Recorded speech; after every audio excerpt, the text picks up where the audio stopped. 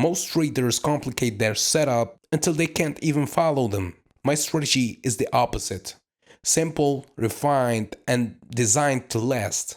I don't use more than 4 indicators. I use MACD, RSI, Bollinger Bands, and Parabolic SAR. Sometimes I even use smart money concepts. But the most important thing about my strategy is the discipline. Yeah, so if you want to learn my strategy, the first episode is free at learnthestrategy.com/free. Link in the description or in the bio.